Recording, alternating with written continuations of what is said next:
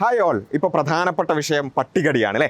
പട്ടികടി, എന്തുകൊണ്ട് പട്ടികൾ ഇങ്ങനെ ഉണ്ടാകുന്നു, അല്ലെങ്കിൽ തെരുവുനായ്ക്കൾ എന്തുകൊണ്ട് പെരുകുന്നു, അവരെന്താണ് ചെയ്യേണ്ടത്, കൂട്ടത്തോടെ കൊല്ലണോ, വന്ധ്യംകരണം ചെയ്യണോ, ഗവൺമെൻറ് എന്താണ് ഇടപെടാത്തത്, അങ്ങനെ ഇങ്ങനെ എന്നൊക്കെ പറഞ്ഞിട്ട് ഭയങ്കര ചർച്ചകളാണ് അല്ലേ. ചർച്ചകളൊക്കെ നടക്കട്ടെ, അതിനുള്ള പരിഹാരങ്ങളും ഉണ്ടാകട്ടെ നമുക്ക് പ്രതീക്ഷിക്കാം.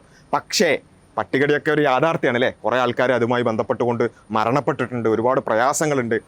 അതുകൊണ്ട് തന്നെ ഇതിൻ്റെ പിന്നിലുള്ള സയൻസ് പഠിക്കുക എന്നുള്ളത് നമ്മളെ സംബന്ധിച്ചിടത്തോളം വളരെ ഇമ്പോർട്ടൻ്റ് ആണ്. എന്താണ് ഇതിൽ സംഭവിക്കുന്നത് എന്നുള്ളതാണ്. ഇവിടെ പ്രധാനമായും റേബീസ് ഇൻഫെക്ഷനാണ് നടക്കുന്നത്. എന്ന് വെച്ചാൽ ബയോളജിയാണ്, നമ്മുടെ ഏരിയയാണ് അല്ലേ. അപ്പോൾ എവിടെയാണ് എന്താണ് സംഭവിക്കുന്നത്?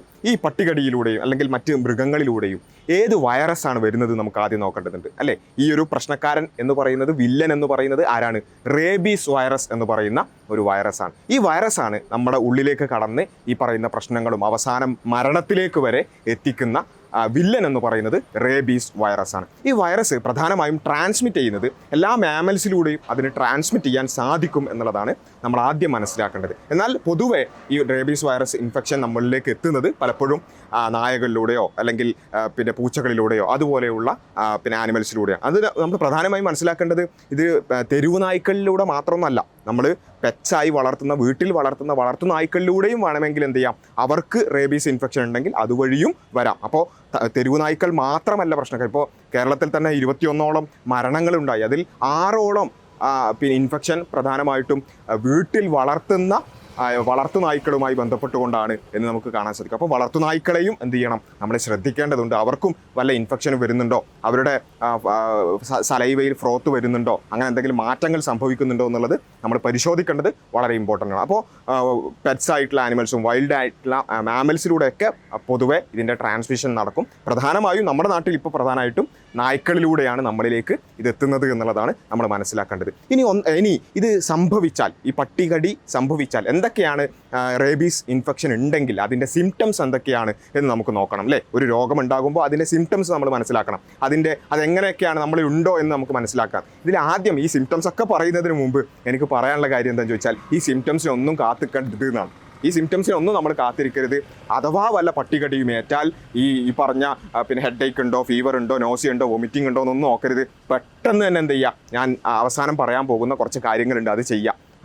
കഴുകുകയും സോപ്പിട്ട് കഴുകുകയും പെട്ടെന്ന് തന്നെ ഹോസ്പിറ്റലിലേക്ക് പോവുകയും ചെയ്യുന്ന അങ്ങനെയുള്ള കുറേ കാര്യങ്ങളുണ്ട്. അത് പെട്ടെന്ന് തന്നെ ചെയ്യണം. സിംറ്റംസിന് വേണ്ടി കാത്തിരിക്കരുത്. ഇനി സിംറ്റംസ് നമ്മൾ നോക്കുകയാണെങ്കിൽ ആദ്യഘട്ടത്തിൽ ഉണ്ടാകുന്ന സിംറ്റംസ് പ്രധാനമായിട്ടും ഫീവറും ഹെഡേക്കും ആങ്സൈറ്റിയും അതുപോലെ തന്നെ നോസിയും വൊമിറ്റിങ്ങും അങ്ങനെയുള്ള പൊതുവേ നമ്മൾ കാണുന്ന അത്തരത്തിലുള്ള സിംറ്റംസാണ് ആദ്യം ഉണ്ടാവുക. ഇത് കുറച്ച് കഴിയുമ്പോൾ ഇത് വഷളായി വരുന്നത് നമുക്ക് കാണാൻ സാധിക്കും. നമ്മുടെ നെർവ്സിലൊക്കെ എത്തുമ്പോഴേക്ക് മസിൽ ടിച്ചിങ്ങും അതുപോലെ തന്നെ കൺവൾഷൻസും അതുപോലെ തന്നെ ബ്രീത്തിങ് ഡിഫിക്കൽറ്റിയൊക്കെ നമുക്ക് പിന്നെ ഉണ്ടാവും. അതും കഴിഞ്ഞ് പിന്നെയും മുന്നോട്ട് പോകുമ്പോൾ നമുക്ക് ഈ ഇൻഫെക്ഷൻ കാരണം പല രൂപത്തിലുള്ള പ്രശ്നങ്ങൾ, ഹൈഡ്രോഫോബിയ എന്ന് പറയും. റേബീസ് ഇൻഫെക്ഷൻ കാരണം ഹൈഡ്രോഫോബിയ, വെള്ളത്തോടുള്ള ഒരു ഭയം, അതുപോലെ തന്നെ ഫോട്ടോഫോബിയ, ലൈറ്റിനോടുള്ള ഭയം, അതുപോലെ തന്നെ നമുക്ക് എക്സസൈസ് സലൈവ, നമ്മുടെ വായിൽ നിന്ന് എന്ത് ചെയ്യും, ഒരുപാട് ഉമിനീരിങ്ങനെ വന്നുകൊണ്ടേയിരിക്കും. അതുപോലെ തന്നെ ആ സലൈവയിൽ ഫ്രോത്ത് ഉണ്ടാകും അല്ലേ. ആ രൂപത്തിലുള്ള വലിയ വലിയ പ്രശ്നങ്ങളിലേക്ക് എന്ത് ചെയ്യും, പിന്നെ എത്തും. അതിനുശേഷം അതും കഴിഞ്ഞ് പിന്നെ കോമയിലേക്കും അവസാനം മരണത്തിലേക്കും വരെ എത്തിക്കുന്ന വലിയ ഗൗരവമേറിയ ഒരു വിഷയമാണെന്ത്, റേബീസ് ഇൻഫെക്ഷൻ എന്ന് പറയുന്നത്. അപ്പോൾ ഇങ്ങനെയൊക്കെ ഉണ്ടാവും നമുക്ക് മനസ്സിലായി. അവസാനം മരണത്തിലേക്ക് വരെ എത്തിക്കാൻ സാധ്യതയുള്ളതാണ്. അപ്പോൾ അതിനുള്ള സാധ്യതകൾ വളരെ കൂടുതലാണ് നമ്മൾ മനസ്സിലാക്കുമ്പോൾ. എന്താണ് അഥവാ ഇനിയൊരു പട്ടികടി ഏറ്റാൽ നമ്മൾ എന്താണ് ചെയ്യേണ്ടത് എന്നുള്ളതാണ്. ആദ്യം തന്നെ ചെയ്യേണ്ടത്, നമ്മൾ ഏറ്റവും പ്രധാനമായിക്കൊണ്ട് അത് കടിച്ച് ഏറ്റവും പെട്ടെന്ന് തന്നെ നമ്മൾ വെള്ളം കൊണ്ട്, അത് തന്നെ സോപ്പ് ഉപയോഗിച്ച വെള്ളം കൊണ്ട് പരമാവധി കഴുകുക എന്നുള്ളതാണ്. കഴുകി നമ്മുടെ പൂതി തീരുന്നവരെ കഴുകുക എന്ന് നമ്മൾ പറയാം. അത്രയും നേരം ഒരു 10-15 മിനിറ്റാണ് നമ്മൾ പൊതുവേ പറയാറുള്ളത്. സോപ്പിട്ട വെള്ളം കൊണ്ട് എന്ത് ചെയ്യുക, അത് കഴുകുക തന്നെ ചെയ്യുക, നിരന്തരം കഴുകിക്കൊണ്ടിരിക്കുക. എന്തിനു വേണ്ടിയാണ്? ഈ സോപ്പിട്ട വെള്ളത്തിൻ്റെ പ്രത്യേകത എന്താണ്? ഈ സോപ്പ് എന്ത് ചെയ്യും, ഈ പറഞ്ഞ റേബീസ് വൈറസിനെ നശിപ്പിക്കാൻ അതിന് കഴിവുണ്ട് സോപ്പ് വെള്ളത്തിന്. അപ്പോൾ അതുകൊണ്ട് തന്നെ സോപ്പിട്ട വെള്ളം കൊണ്ട് 15 മിനിറ്റ് തുടർച്ചയായി കഴുകിക്കൊണ്ടേയിരിക്കുക. അതുപോലെ തന്നെ പൊവിഡോൺ അയഡിൻ കിട്ടുമെങ്കിൽ അതും ഉപയോഗിച്ചുകൊണ്ട് കഴുകുക എന്നുള്ളതാണ് ഒന്നാമതായി നമുക്ക് ചെയ്യാനുള്ളത്. അപ്പോൾ പട്ടികടിയേറ്റാൽ ആദ്യം ചെയ്യേണ്ടത് ഈ ഒരു കാര്യമാണ്. വേറെ ബാക്കി കാര്യങ്ങൾക്കൊന്നും പോരുത്. അവിടെ മഞ്ഞളുണ്ടോ മുളകുണ്ടോ എന്നൊന്നും നോക്കാൻ പോരുത്. നമ്മൾ ആദ്യം ചെയ്യേണ്ടത് സോപ്പിട്ട വെള്ളത്തിൽ, പറ്റുമെങ്കിൽ പൊവിഡോണ എൻഡിങ് കിട്ടുമെങ്കിൽ അതും ഉപയോഗിച്ച വെള്ളത്തിൽ പരമാവധി 15-20 മിനിറ്റോളം കഴുകുക എന്നുള്ളതാണ്. അതിനുശേഷം എത്രയും പെട്ടെന്ന് നമ്മൾ എന്ത് ചെയ്യുക, ഒരു ഹോസ്പിറ്റലിലേക്ക് എത്തിക്കുക. ആ ഹോസ്പിറ്റലിലേക്ക് എത്തിയതിനു ശേഷം നമ്മുടെ മുറിവുമായി ബന്ധപ്പെട്ടുകൊണ്ട് എന്ത് ചെയ്യും, നമുക്ക് അവിടെ പെട്ടെന്ന് തന്നെ കൊടുക്കാൻ പറ്റുന്ന ഇമ്മ്യൂണോഗ്ലോബുലിനുകൾ കൊടുത്തുകൊണ്ടും അതുപോലെ തന്നെ റേബീസ് വാക്സിൻ കൊടുത്തുകൊണ്ടും നമുക്ക് എന്ത് ചെയ്യാൻ പറ്റും, ഇതിൻ്റെ ഇൻഫെക്ഷൻ തടയാൻ പറ്റും. റേബീസ് വാക്സിൻ കൊടുത്താൽ എങ്ങനെ, പലപ്പോഴും ബയോളജി പഠിക്കുന്ന ആളുകൾക്ക് സംശയം ഉണ്ടാവും, വാക്സിൻ എന്ന് പറയുന്നത് രോഗത്തിന് മുമ്പേ കൊടുക്കേണ്ടതല്ലേ, അപ്പോൾ പിന്നെ എങ്ങനെയാണ് പട്ടികടി ഏറ്റതിന് ശേഷം കൊടുത്താൽ അത് ശരിയാവുക എന്നുള്ളത്.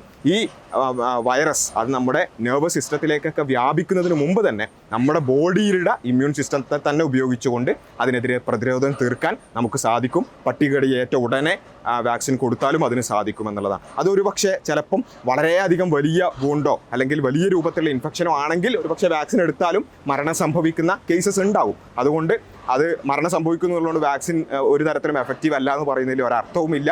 അത് ഒരുപാട് തരത്തിൽ നമ്മളെ സഹായിക്കുന്നുണ്ട് എന്നുള്ളത് ഒരു വസ്തുതയാണ്. അപ്പോൾ ആ രൂപത്തിലൊക്കെയാണ് നമ്മൾ ചെയ്യേണ്ടത്. അതുപോലെ തന്നെ ഇതിൽ പ്രധാനമായി മനസ്സിലാക്കേണ്ടത് നമ്മുടെ ബ്രെയിനുമായി അടുത്ത് നിൽക്കുന്ന സ്ഥലങ്ങളിലാണ് കടിയേറ്റതെങ്കിൽ ഇതിൻ്റെ ഗൗരവം വളരെ ഇപ്പോൾ മുഖത്തോ അല്ലെങ്കിൽ തലയുമായി ബന്ധപ്പെട്ട ഭാഗത്തോ കണ്ണിൻ്റെ ഭാഗത്തോ ഒക്കെയാണ് കടിയേൽക്കുന്നത് എങ്കിൽ അത് പെട്ടെന്ന് തന്നെ അതിൻ്റെ മരണം സംഭവിക്കാനോ അല്ലെങ്കിൽ അതിൻ്റെ ഇൻഫെക്ഷൻ വ്യാപിക്കാനോ ഉള്ള സാധ്യത വളരെ കൂടുതലാണ്. അതുകൊണ്ട് തന്നെ എല്ലാ തരത്തിലും നമുക്ക് ഈ പട്ടികടി ഇല്ലാതിരിക്കാൻ അല്ലെങ്കിൽ തെരുവുനായ്ക്കളുടെ ശല്യം ഇല്ലാതാക്കാനുള്ള എല്ലാ പണികളും എടുക്കേണ്ടതുണ്ട്. എന്നാൽ എന്താണത് കടിച്ചാൽ സംഭവിക്കുക എന്നുള്ളത് നമ്മൾ അറിയുമ്പോഴാണ് അതിനെതിരെയുള്ള പ്രതിരോധം തീർക്കുവാനും നമുക്ക് സാധിക്കുക.